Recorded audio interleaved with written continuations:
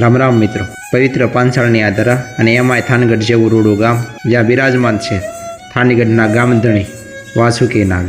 આજે આપણે પહોંચી ગયા છીએ દાદાની આ પવિત્ર જગ્યામાં.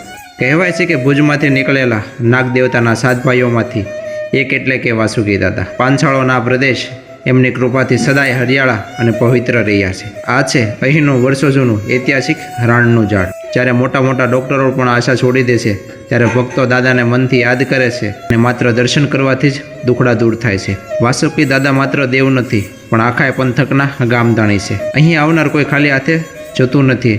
દાદા સૌના કષ્ટ હરી લે છે. અને હા મિત્રો, આજે પણ આ પ્રાચીન પરંપરા મુજબ લખતર રાજ્ય તરફથી દાદાની આરતી માટે મશાલા આવે છે.